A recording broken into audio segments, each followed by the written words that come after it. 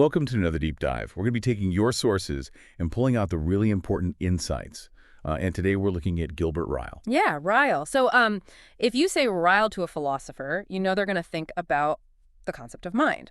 This book is really a turning point, I think, in 20th century philosophy of mind.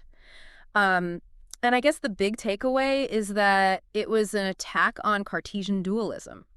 You know, the idea that there's this separate mind from the body. It's not a physical thing. And so a lot of people read Ryle as endorsing philosophical behaviorism Right. as the way to go. And so we often think about Ryle as being one of these ordinary language philosophers, often grouped in with Wittgenstein. Yeah.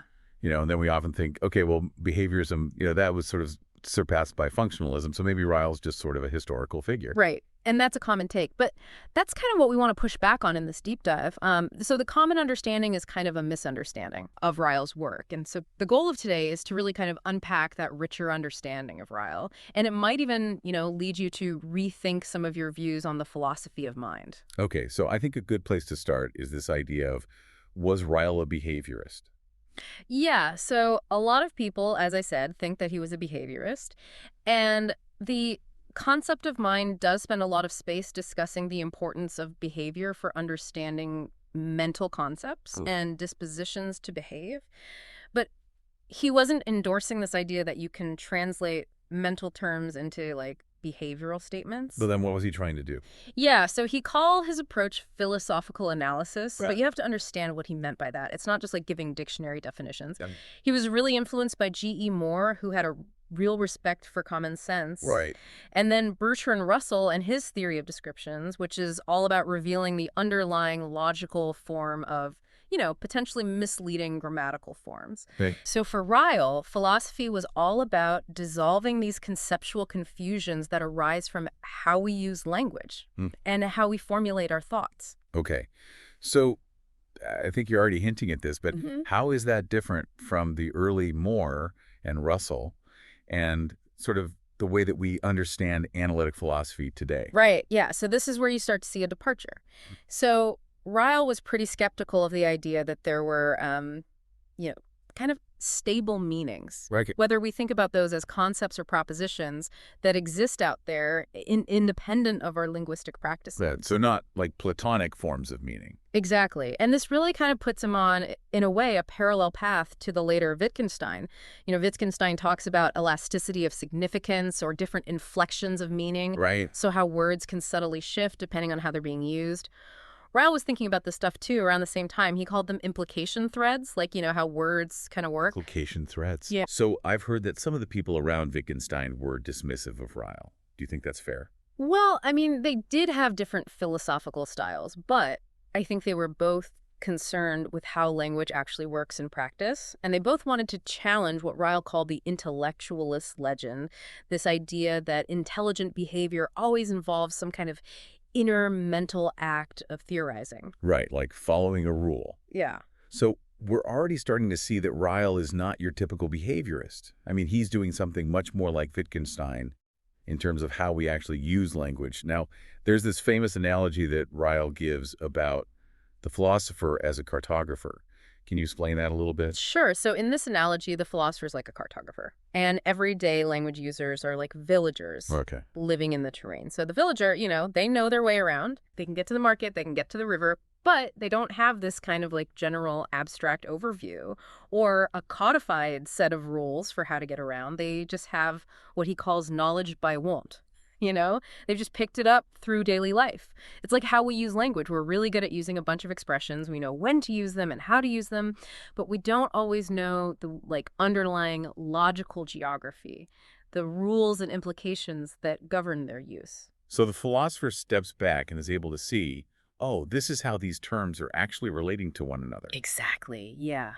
The philosopher's job is to map out that logical geography, to make explicit these implication threads, how they relate to each other, what inferences you can make from them, what kinds of statements are compatible with them.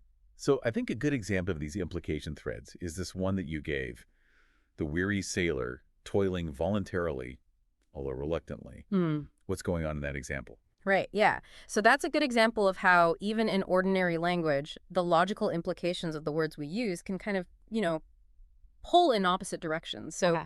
you know, voluntarily implies that you're choosing to do something, Right. and then reluctantly implies that you're, not really wanting to do it.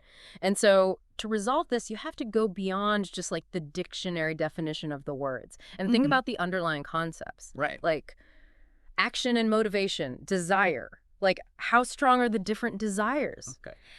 And so Ryle's point is that, philosophy steps in at these points where you have these conceptual conflicts that keep coming up. So like free will and determinism. Yeah. Yeah. Or perception, what's the relation between perception and reality? Or mind and body. Ryle thinks a lot of these problems come from conflicts between these implication threads of these fundamental concepts we're using all the time. Okay. And so what's the philosopher doing? What's their role? So they're stepping back. They're theorizing about our linguistic practice, and they're thinking about the tools, the concepts that we're using, not just using them. Right. It's about like mapping the geography of our daily walks, across this conceptual landscape. So it's almost like we're so used to using language every day, we don't actually see how it works. Yeah, And the philosopher helps to point that out for us. exactly. Yeah. Now, you've mentioned type trespasses and Yeah. systematic ambiguity. Right. Those sound kind of technical. Yeah. Can you unpack those a bit? Yeah. So the idea with, type trespasses is that we sometimes construct sentences that sound nonsensical or even absurd. Okay. And it's not because we're using words we don't understand or violating grammar, but because we're combining expressions that belong to different logical types or categories. Okay. And so the example Ryle gives is, she came home in a Chevrolet in a flood of tears. Okay. And, grammatically it's fine. We understand the words. Right. But it sounds kind of crazy because you can't really come home in both of those things. Right. One is a physical object, a mode of transport, and the other is like an emotional outpouring. They're in different categories. Okay. So is that like a metaphor, the flood of tears?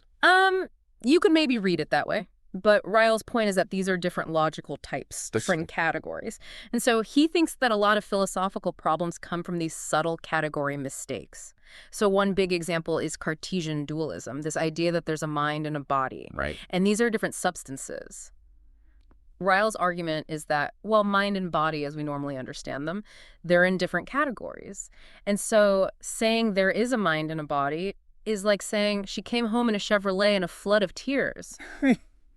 You're combining things that shouldn't be combined. Right. So is this like asking about the color of Tuesday? Yeah, exactly. That's Yeah. another example of a type error because, days of the week don't have colors. They're Right. in different categories. Now, the other idea here is systematic ambiguity. So this is all about the fact that many expressions in language have this, like built-in elasticity of significance, as Ryle says. Okay. They can express ideas that belong to different logical types, depending on the context. These different inflections of meaning, as he calls them, are often related to some core meaning, Okay. but they have different logical powers. Okay. So it's not like a pun, right? Where one word has totally different meanings. Right. Yeah, he calls those pun words. Okay. He says it's not that. It's that the word can function in different logical ways depending on how it's used. Okay. So, for example, think about the word is. Okay. So in the sentence, the sky is blue, it's attributing a property to something. Right. But in 2 + 2 is 4, it's expressing this mathematical identity. So two different logical types of is. And he thinks that we often don't notice this. This is systematic ambiguity. And that leads to philosophical problems. Like, we might think we're talking about the same thing, but we're not. Can you give another example with like a regular verb? Sure, yeah. How about run? So you can run a race. Okay. You can run a business, and a computer program can run. In each case, it's about, some kind of activity. But the logical role and the implications are different. So Mhm. philosophers need to be really careful to notice how these, how the meaning can shift depending on the context. Right. So if you're studying something like justice, you can't just look up the dictionary definition. Exactly. Yeah. You have to look at how is just functions in all these different contexts. A just law, a just person, a just outcome. Ryle's point is that if we miss these systematic ambiguities, we can end up equating things that shouldn't be equated. And that can lead to paradoxes. So this is really making me think about, like, every time I read philosophy, I need to really pay attention to these different ways in which these terms are functioning. Now, let's talk about meaning. Okay. Ryle had some, very specific views on the nature of meaning. What was his take on that? Yeah. So he was really critical of the idea that expressions get their meaning by standing for things in the world. So as if meaning was like a label attached to an object or a concept. Right. And he thought this led to the problem of thinking that, when we say the meaning of X, we must be referring to some new kind of entity. Right. Like there's the thing and then there's the meaning of the thing, and that's a separate thing. Right, exactly. He gives this analogy of like the village policeman. Oh, So, it's like saying our village policeman is fond of football. okay. We don't think that's referring to some extra thing in the village besides the policeman. Right. It's just saying something about the policeman. Yeah. And he's saying meaning's the same. It's not this extra entity. Okay. So then what is meaning? He thought it was much more like learning to use a tool correctly. Okay. So like learning how to use a drill. Okay. It's not about finding the meaning and labeling it. Okay. It's about knowing how to use the word in the right way. Okay. So what about concepts? Yeah, he didn't think concepts were these isolated things existing in some abstract realm. He thought they were features of, what we say and think. They're not like building blocks that we put together Okay. to make thoughts or sentences. They're more like contributions to the whole. Okay. And he thought, and this is where he agrees with Wittgenstein again, that to understand a concept, you have to see how it works in practice. Okay. Like you don't define it in abstract, you look at how it's actually used. He gives the example of how Aristotle studied Plato on pleasure. So Aristotle didn't try to grasp some like abstract essence of pleasure. Right. He looked at how the verb to enjoy is used in concrete situations. And, same with existence. You don't figure out what existence is by contemplating some weird object. Right. You look at how the word is used in different sentences. Okay. So this leads us to the idea of Ryle as an ordinary language philosopher. Right. That's often the label that we give him. What does that really mean? Yeah, so he's often labeled as an ordinary language philosopher. And it is true that he thought we should pay attention to how language is used in everyday life. He thought a lot of philosophical problems came from misunderstanding how we use words. Okay. But he wasn't saying that we only have to look at everyday language, Okay. because philosophers also need to investigate technical terms Okay. that are used in different fields, like Berkeley's analysis of infinitesimals. That's a math term, Right. not something we use every day.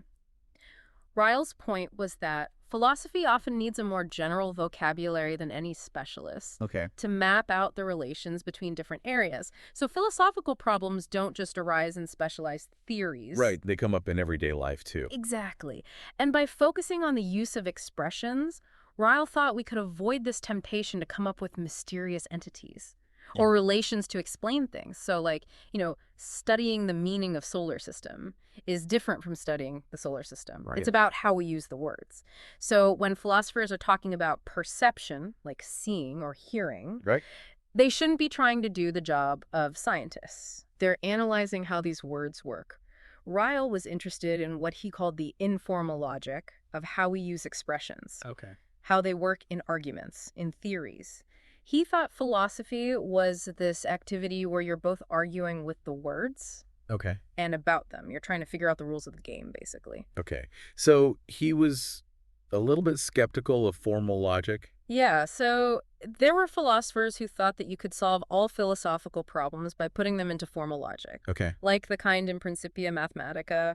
Ryle called this the formalizer's dream. Okay. He thought formal logic was a tool, but it couldn't capture everything about language, Right. especially everyday language, Yeah. which is much more flexible and context dependent. So for Ryle, back to ordinary language, was about rejecting this dream Right. of replacing philosophy with calculations. Okay. So that was a great overview of his method, his approach to language. Yeah. And now we're going to turn to his target, this official doctrine, Cartesianism. What did he see wrong with that view? Okay, so the concept of mind can be seen as Ryle putting his method to work. He's looking at this spider's web of concepts, as he calls it, Okay. that we use to talk about our mental lives. And he's targeting this view that he calls the official doctrine. It's his name for this Cartesian picture, Okay. where the mind and body are two radically different things, but somehow connected. Right. And so he thinks this leads to a bunch of problems: ontological problems, epistemological problems, semantic problems. So starting with ontology, what's the problem? Right.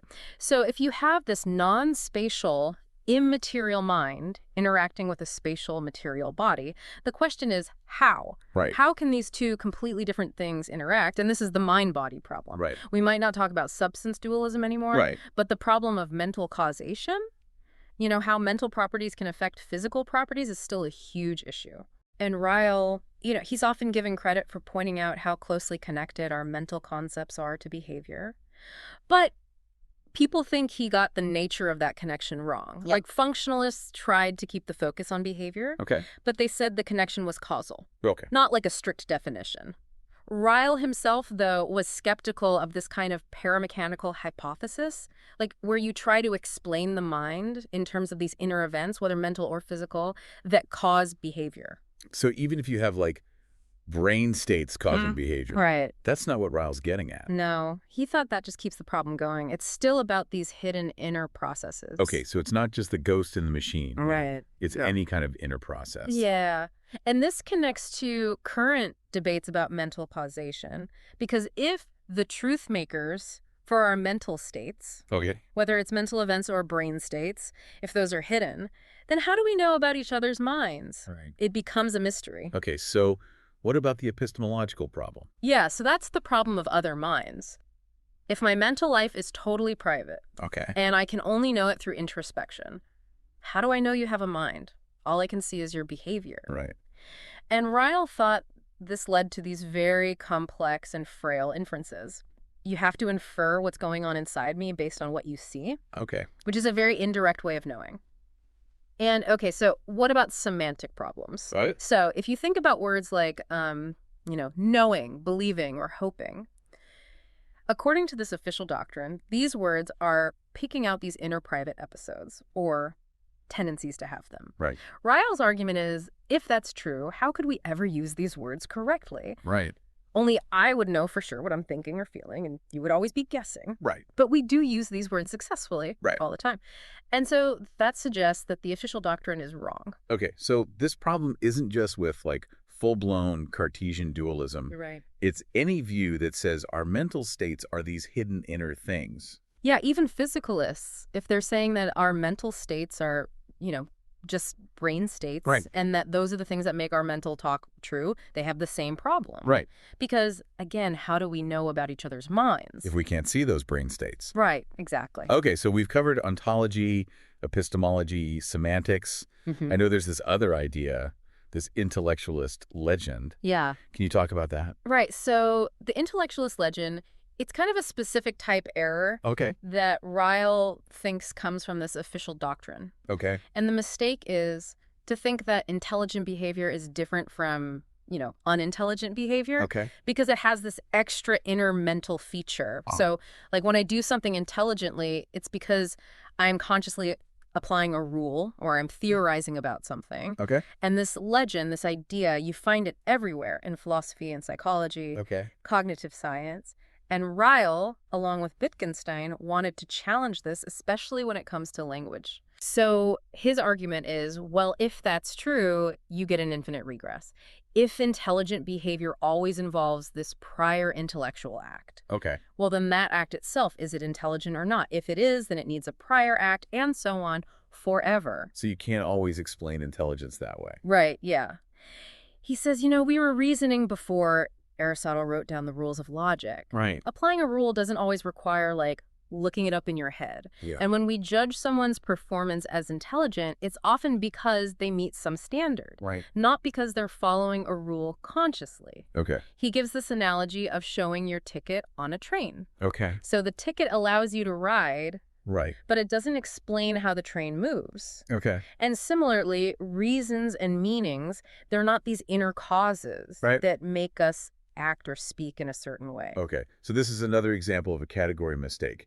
We're thinking about reasons and meanings as the wrong kind of thing. Now, behaviorism. Right. I know you said he's not a strict behaviorist, but how does he relate to behaviorism? Yeah, so people often think that he was this, like, soft behaviorist who was trying to translate mental terms into these hypothetical statements about behavior. Right. Like, if you're in pain, you'll say, ouch. Right. He did talk about dispositions, how we tend to behave, but he wasn't offering this program of analysis or translation. Okay. The relationship between mental terms and hypothetical sentences is different. Okay.